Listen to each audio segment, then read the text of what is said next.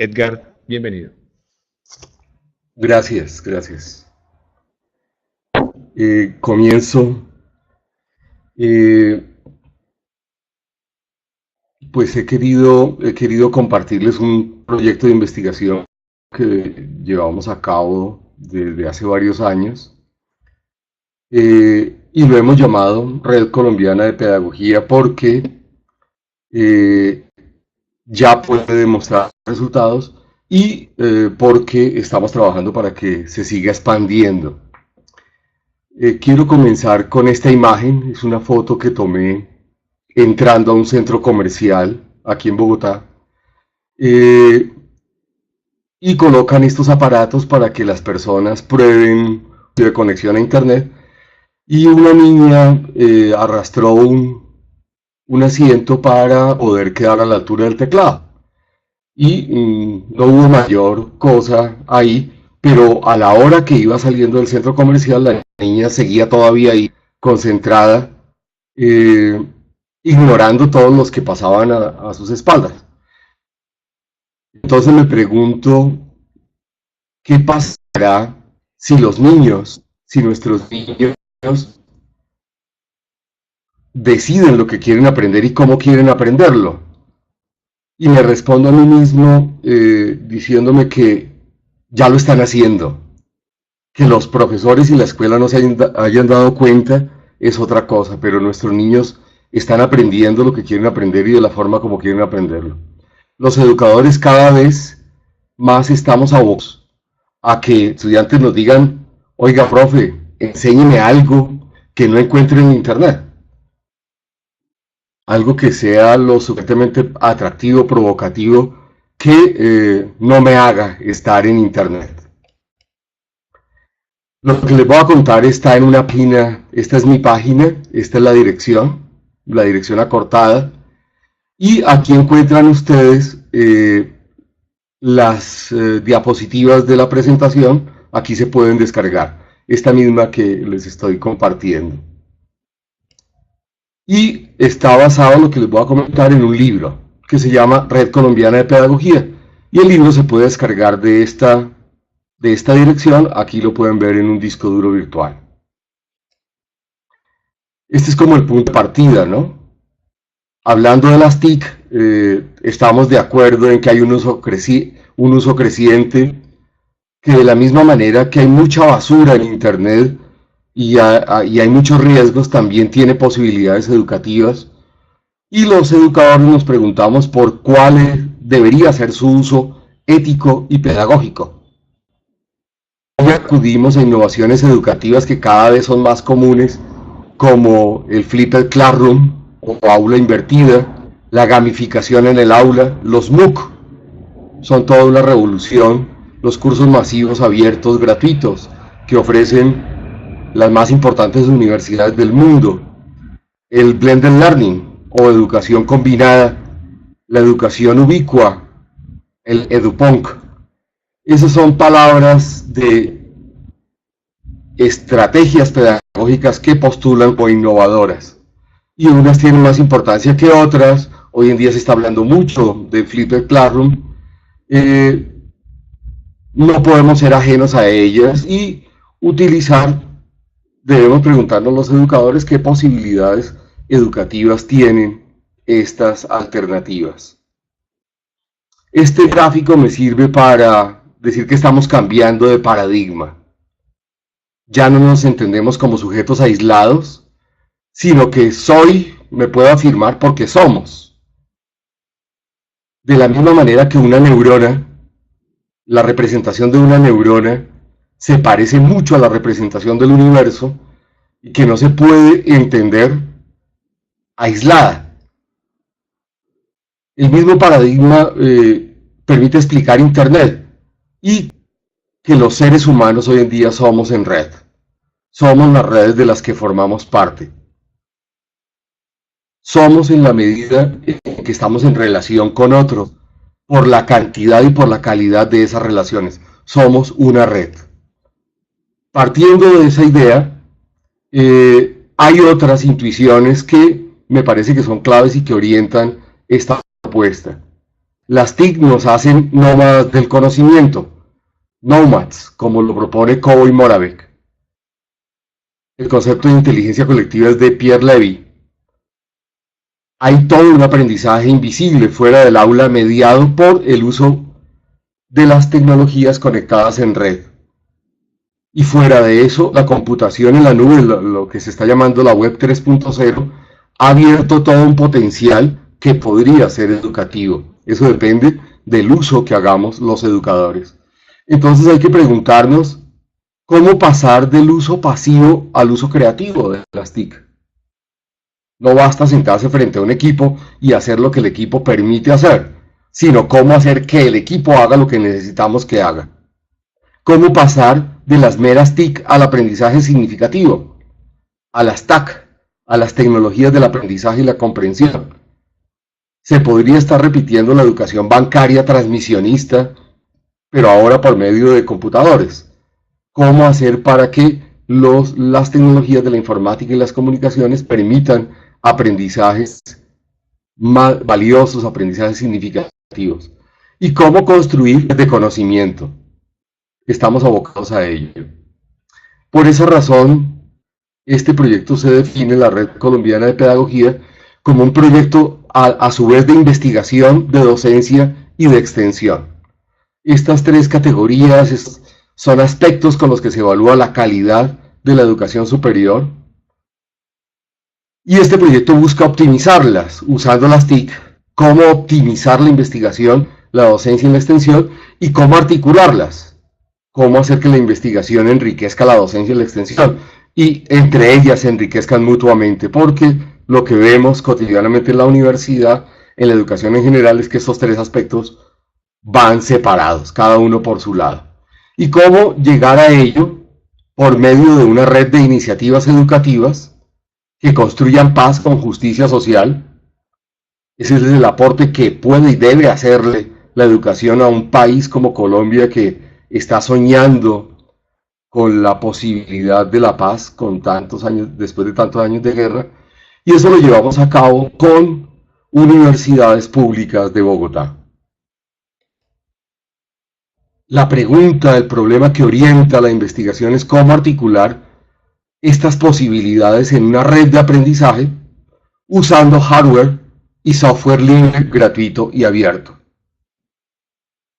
Como son universidades públicas que carecen de recursos o tienen recursos muy limitados, cómo acudir a herramientas libres, gratuitas y abiertas para poder crear esta red que se está proponiendo. Hay un punto de partida y es que estamos llenos de aparaticos, de dispositivos móviles. Se dice que en Colombia hay más teléfonos celulares que colombianos. Entonces un educador se pregunta, ¿estos aparatos podrían o deberían tener un uso educativo en lugar de ser enemigos de la academia? El profesor tradicional ve como un enemigo que un estudiante lleve un aparatico de estos. Entonces en este proyecto nos preguntamos cómo estos aparatos permiten construir la red de la que estamos hablando. Hay que hacer una distinción fundamental antes de continuar. Richard Stallman es el padre del software libre y lo definió como aquel en que los usuarios tienen la libertad para ejecutar, copiar, distribuir, estudiar, modificar y mejorar el software. Nosotros estamos acostumbrados a usar el software que tiene preinstalado un equipo, pero este señor postula que existe un software libre que los usuarios podemos enriquecer y compartir. Contraria a esta idea está el software privativo, el software licenciado, que opera por licencias y por actualizaciones que se compran para poder usarlo o actualizarlo. Es el más común, el software tipo Microsoft, tipo Apple. Si no se quiere piratearlo, como decimos entre nosotros, se quiere usar legalmente, pues hay que comprar licencias y comprar las actualizaciones que se derivan de ellas para poder usarlo. El software libre no. En educación eso tiene unas implicaciones delicadísimas. El software privativo permite usar las posibilidades que sus dueños han desarrollado, mientras que el software libre es abierto a las creaciones y modificaciones que hagan los usuarios. Aquí en la mitad debería ir una idea que está en la versión final de la presentación. Lo anterior hace que unos usuarios sean pasivos, quienes usan el software privativo, porque no pueden modificarlo, mientras que los otros usuarios, los que usan software libre, sean usuarios creativos, porque tienen en sus manos la posibilidad de modificarlo, de enriquecerlo, de adaptarlo, si sabe hacerlo. Puede aprender cómo hacerlo. Y la consecuencia más grave, si el uso del software depende de la mediación del dinero, el acceso al conocimiento se vuelve una mercancía. Entonces, esta propuesta camina también sobre la hipótesis de que la educación no puede convertirse en una mercancía y que las nuevas tecnologías deben facilitar la democratización del conocimiento, el acceso de todos al conocimiento y en particular de quienes históricamente han estado marginados del conocimiento justamente por no tener los recursos para ello. Por ello, el uso de software y hardware libre en educación es un imperativo moral. Hay unos criterios que orientan este trabajo. Ya lo dije, el uso pedagógico de recursos libres, gratuitos y abiertos. El blended learning como una de las innovaciones educativas, el aprendizaje combinado, que permite enriquecer la educación presencial con las posibilidades de la educación virtual y viceversa, un enriquecimiento mutuo de las dos maneras de educar. Dar pie al construccionismo colaborativo, a la colaboración mutua sin la mediación de la ganancia, del lucro, a la solidaridad compartida. Y otro criterio es que las redes, las nuevas tecnologías pueden facilitar el acceso a una educación de calidad justo a quienes más la necesitan. Este proyecto fue reconocido por la revista Semana como una de las 100 ideas que están cambiando el mundo de la educación. La revista Semana es muy importante en Colombia y saca una separata que se llama Semana Sostenible. Allí hicieron una consulta de muchas iniciativas educativas. Ustedes pueden consultar este ejemplar de la revista en esta dirección y le asignaron a esta iniciativa el número 79. En concreto, ¿en qué consiste la red? En una página pública, gratuita, en la que los estudiantes van registrando las investigaciones que a lo largo de un semestre van realizando. Es una tabla muy elemental, ahí ustedes tienen la dirección, la pueden ver. Aquí está, en esta columna de la tablita está el nombre del estudiante, el nombre de su proyecto de investigación y la dirección en la que se puede consultar el trabajo del estudiante. Cuando ustedes la vean, se darán cuenta que en este momento tiene más de 500 proyectos de investigación, 400 que fueron ya realizados, que están acabados, 100, un promedio de 100 que están en construcción, que se están realizando en este momento. Más práctico todavía, el profesor le crea a cada estudiante un blog con este esquemita, ahorita se los voy a contar en qué consiste, y a lo largo del semestre, de las 16 semanas del semestre en sí, en 3 momentos, el estudiante va realizando un proyecto de investigación que él mismo ha elegido libremente, pero en el marco de la asignatura que está estudiando, de la carrera que está estudiando. Esto se dio primero con estudiantes de filosofía de la pedagógica y actualmente se está llevando a cabo con estudiantes de humanidades de la Universidad Distrital. Entonces, una vez escogido el tema por parte del estudiante, el profesor le abre el blog y el estudiante encuentra este esquema en el blog, tiene 5 semanas para realizar el diagnóstico del tema, llenando esta tablita, haciendo un balance crítico de las experiencias que hay sobre el tema, otras 5 semanas para realizar la fundamentación teórica, para identificar quiénes son los autores que más están iluminando el tema, y las últimas 5 semanas para desarrollar una propuesta didáctica de innovación, de mejoramiento de la didáctica de la filosofía o de las humanidades. Porque en la semana 16, la última semana del semestre, deben sustentar el trabajo completo. Al final, el estudiante debe sacarle a su trabajo la licencia de reconocimiento no comercial de Creative Commons, eso es gratuito, para preservar sus derechos de autor. Muchos de estos trabajos, como ustedes lo podrán ver en la red, se han convertido en trabajos de grado, en monografías o en otra modalidad, y los estudiantes comienzan a realizarlo desde su carrera. Hay una serie de recursos con los que contamos para apoyar el trabajo de investigación de cada estudiante.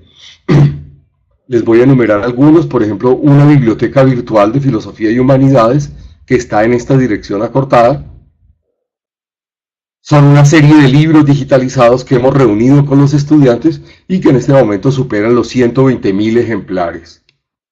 Una biblioteca construida por todos y al servicio de todos.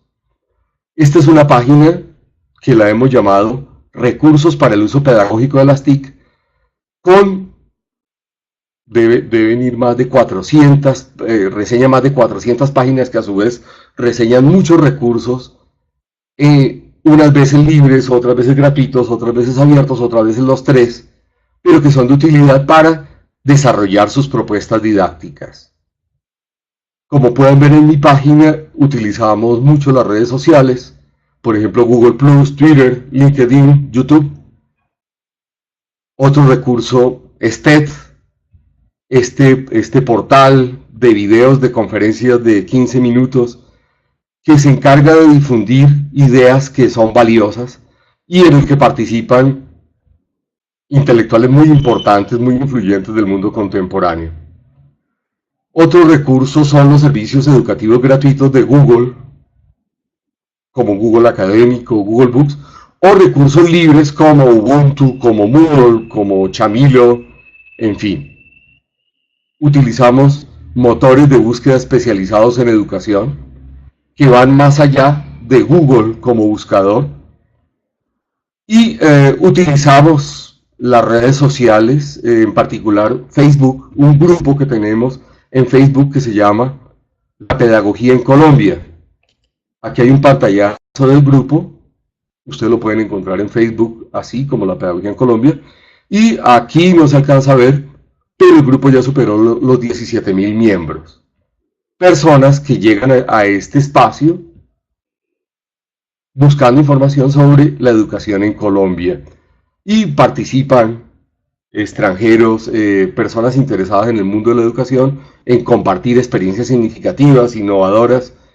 Ese es otro recurso. Con todo ello estamos buscando superar también los vicios de la academia tradicional. El primero, el plagio. Al estar digitalizada toda esta información es muy fácil identificar el plagio. Entonces los estudiantes saben que no es posible plagiar acá porque es muy fácilmente identificable y porque nadie va a permitir que su trabajo sea plagiado por otra persona. Se trata de superar otro vicio como dejar todo para última hora, pues este es un trabajo progresivo que se realiza durante 15 semanas y se hace la sustentación permanente, pública, presencial en clase, y ahí se va argumentando, se va mejorando, se va sustentando teórica, metodológicamente, cada una de las investigaciones.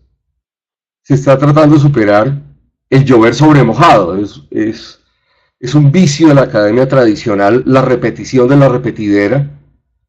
En este caso, los estudiantes deben contarlo con el trabajo que han hecho sus compañeros en el pasado, deben citarlo y deben ir más allá de él, deben mejorarlo. Pues los estudiantes actuales tienen mejores herramientas que las que tuvieron sus compañeros en el pasado y deben ofrecer alternativas más innovadoras, más creativas. Se está tratando de superar la mediación del dinero o de la institucionalidad para poder estudiar. Esta estrategia está permitiendo a muchos estudiantes que no tienen el dinero para poder hacerlo o no están matriculados en la educación formal para que sigan estudiando. Se facilita la combinación y el enriquecimiento mutuo del trabajo virtual y presencial. Entonces se está evitando esa connotación negativa, esa satanización que hace la escuela tradicional de la educación virtual. Más bien se buscan enriquecer mutuamente, como propone el Blended Learning. Se trata de superar el trabajo aislado. Las investigaciones son cada vez más en red y estos medios nos permiten participar de la red de conocimiento que están liderando la producción de conocimiento en cada una de las áreas que estamos estudiando. Favorece esta estrategia la reescritura. Al ser un documento virtual que puede ser modificable, los estudiantes están reescribiéndolo permanentemente, mejorándolo. Usamos como criterio esto de que a escribir se aprende reescribiéndose. Lo que he dicho creo que permite configurar 3 paradigmas de la formación docente que se están dando en este momento. El tradicional es el paradigma del alfarero. Se cree que formar un docente es como darle forma a un trozo de arcilla, ¿no? Y el educador es el alfarero. Este sería el esquema, el paradigma tradicional. Hay personas liderando, empujando el paradigma del cultivo, la formación de un docente como el cultivo de su humanidad, por ejemplo, Martha Nussbaum, el cuidado del otro. Eso es muy importante, pero creo que el paradigma de la red de redes va más allá, porque afirma que uno se construye construyendo. El cuidado del otro es como mediación del cuidado de sí. Yo me hago en la medida en que ayudo a ser, me hago educador educando. Y esta sentencia la propuso Hugo Pardo, Kuklinski, argentino, y creo que sintetiza perfecto lo que trato de decir. Somos las redes de las que formamos parte. Esto constituye un paradigma diferente de plantear la educación de educadores en red de conocimiento. A manera de conclusión, me quedan 2 minutos, creo que nuestro deber consiste entonces en plantearnos las implicaciones antropológicas, epistemológicas, éticas y las posibilidades pedagógicas de las TIC. Un educador debe plantearse el uso de estas herramientas, qué implicaciones tiene en el conocimiento, en la moral, en la ética, qué posibilidades pedagógicas tendría. Estamos retados a ampliar nuestras redes de conocimiento, ampliar la diversidad, la cantidad y la calidad de propuestas innovadoras. Eso es lo que nos constituye en red. Y propuestas que dan respuesta a nuestra problemática. Propuestas que dan respuesta a la problemática de nuestro país desde la educación, desde el hecho de que somos educadores. A eso me refiero con iniciativas que construyen paz con justicia social en Colombia. En este momento, como les contaba, tenemos estudiantes que siguen estudiando, así no estén matriculados en la institución, así no tengan el dinero para poder matricularse. Los dejo finalmente con esta imagen.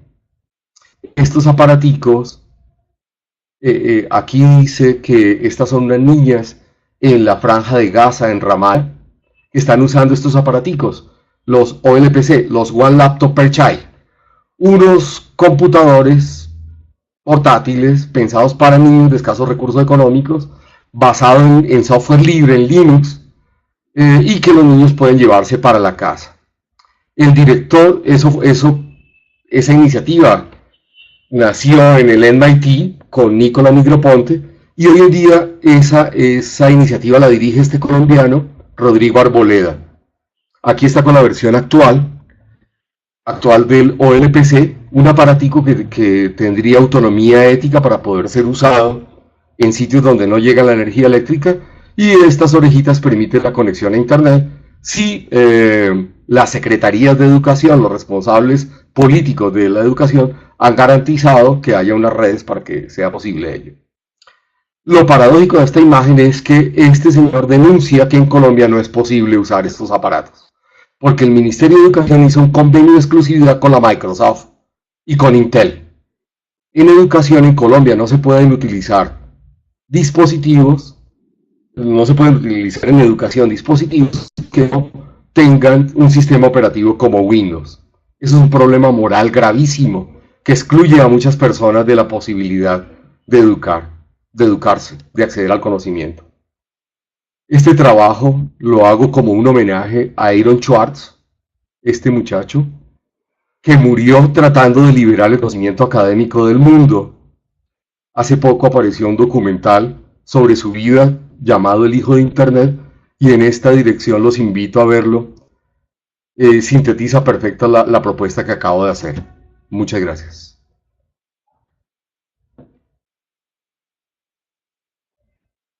A continuación, iniciamos la ronda de preguntas. Se les recuerda que para participar deben picar en el icono levantar la mano para darles la palabra. El participante que se nombre debe activar su micrófono, hacer la participación y posteriormente cerrar el micrófono. Iniciamos la ronda de preguntas. Pues yo leo varias en el chat. La primera que leo dice cómo verifican que los equipos donados a los alumnos les den buen uso. Me imagino que se refieren a los OLPC. En Colombia son mínimas las experiencias de implementación. Hay países que se han comprometido de lleno. Uruguay, por ejemplo, por ley, instituyó que cada niño uruguayo tiene derecho a un aparatico de estos para su educación. Rodrigo Arboleda, el personaje que les mostraba hace un momento, este señor, donó varios miles de estos aparaticos y politiqueros los utilizaron para promoverse y para salir elegidos. Estoy hablando del anterior ministro de Defensa, ustedes lo verán en un video en YouTube, que estaba haciéndose campaña a la presidencia y que le estaba regalando estos aparaticos que a su vez se los habían regalado era al gobierno colombiano y al país, pero él los utilizó para regalárselos a indígenas por allá en el Bichada, en el Guainía, ustedes lo ven ahí en el video, y para hacerse, para promoverse, para buscar votos para la presidencia. Uso que me parece deshonesto, ¿no? Hay otros países que ya lo fabrican, como Venezuela, los canaimas, basados en esta tecnología, desarrollan sus propios equipos. Entonces, hay múltiples experiencias. Esa sería motivo de otra conferencia. ¿Qué uso pedagógico, qué experiencias significativas de uso de estos aparaticos hay en el mundo? Porque son múltiples. Y sobre todo en el tercer mundo. Estamos en mora de ello, de identificar experiencias significativas de uso de estos aparaticos y de aprender de ellos. Como no podemos usarlo, entonces la propuesta que les acabo de hacer, usemos los dispositivos móviles con los que cuentan nuestros estudiantes.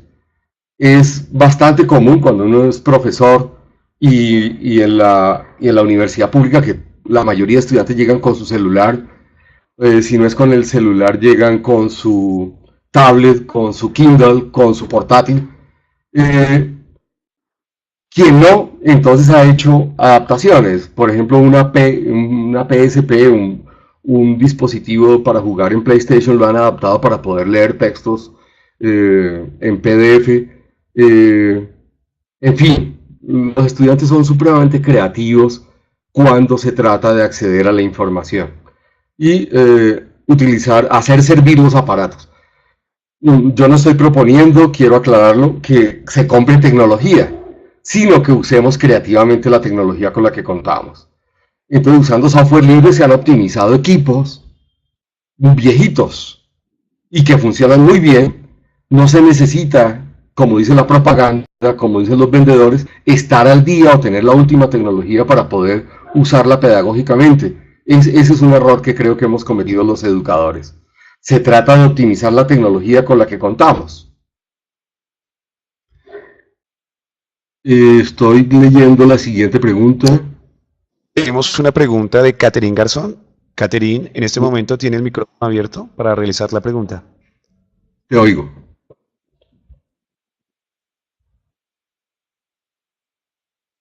Catherine.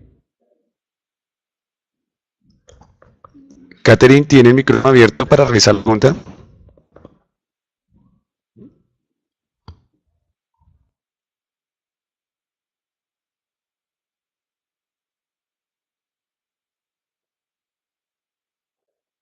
Entonces leemos una pregunta realizada en el chat.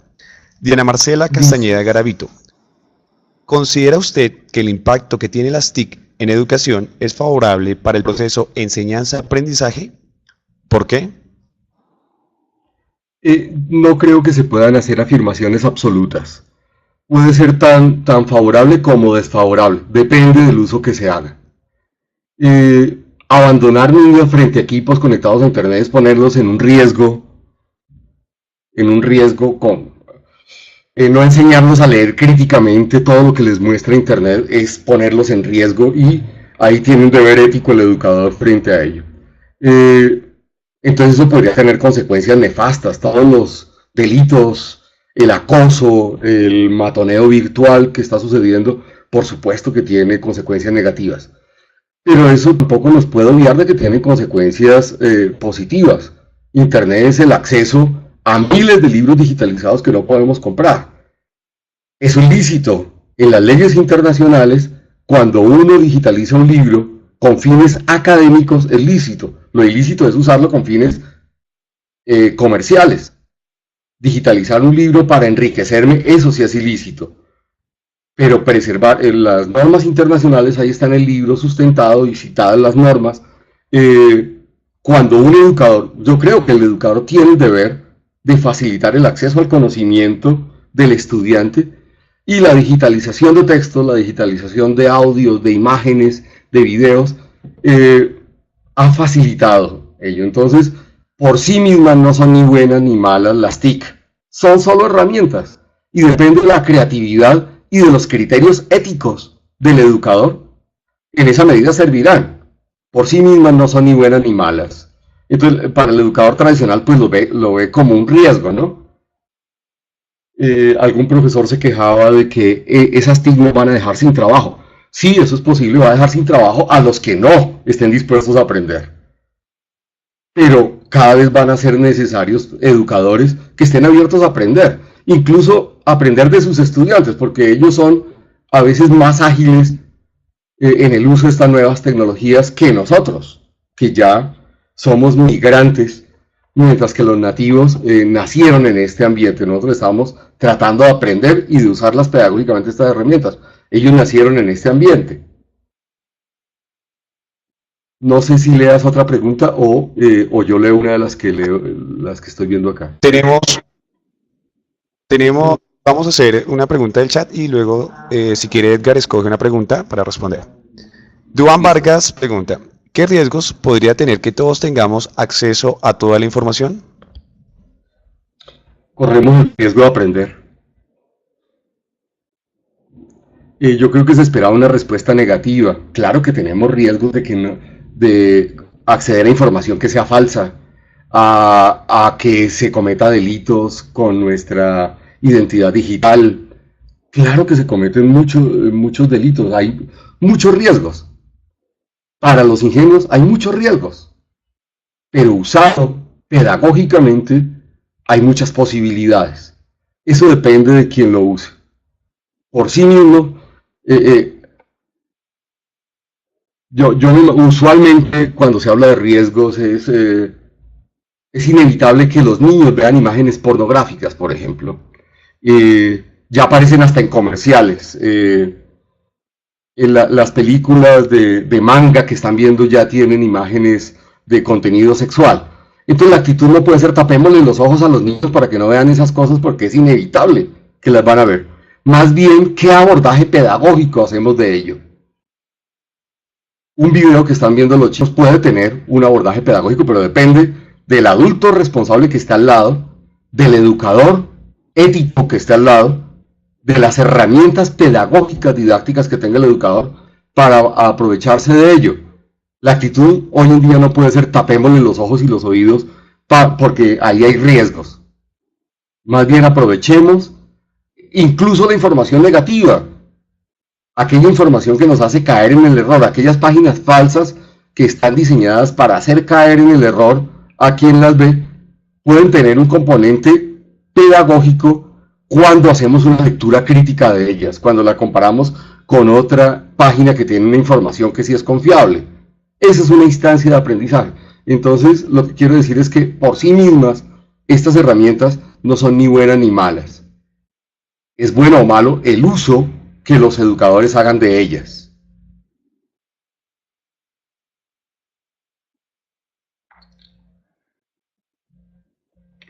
Para Y finalizar, invito a Edgar a que le seleccione alguna de las preguntas que han realizado nuestros participantes en el chat. me gustaría saber cómo este proyecto genera impacto en las personas con discapacidad. Excelente pregunta. Uno de los proyectos que ustedes verán allí lo hizo un estudiante ciego. Y para protestar al gobierno de por qué no su universidad pública, por qué el Ministerio de Educación, por qué el gobierno nacional no le garantiza los medios para que un invidente pueda estudiar. Fruto de esa investigación, eso lo hizo con otros estudiantes invidentes del INSI, estudiantes invidentes que estudiaban Derecho, y presionaron que el Ministerio de las TIC creara Convertic, un software que le lea a los ciegos los textos que aparecen en su monitor.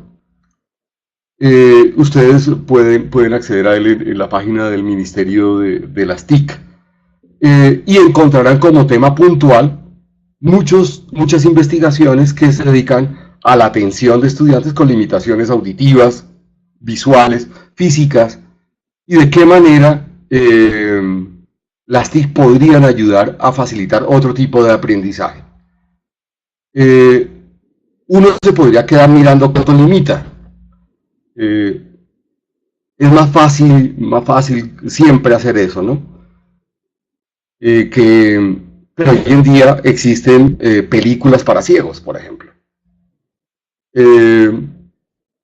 Hoy en día existen páginas, la página de Leer Escuchando, que le lee los clásicos de la literatura a personas que no pueden leer.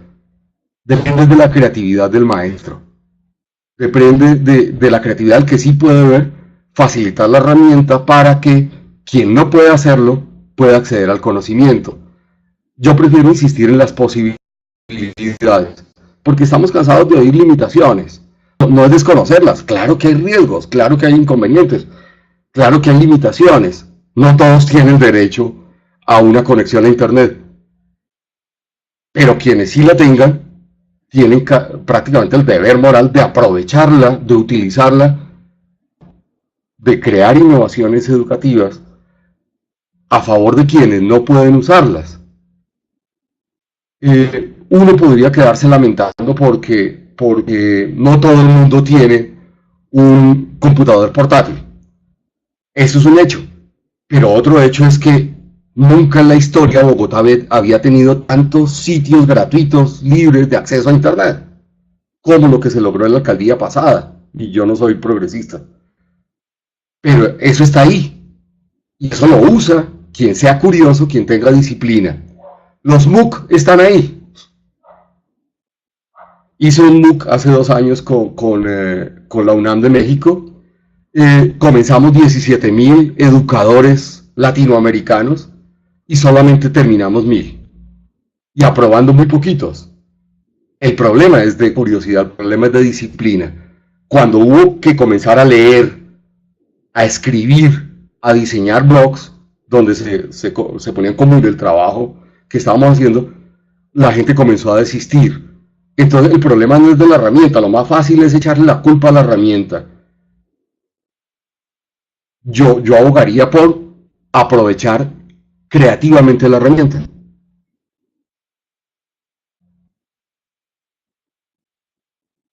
Tenemos la participación de Edgar Ramírez.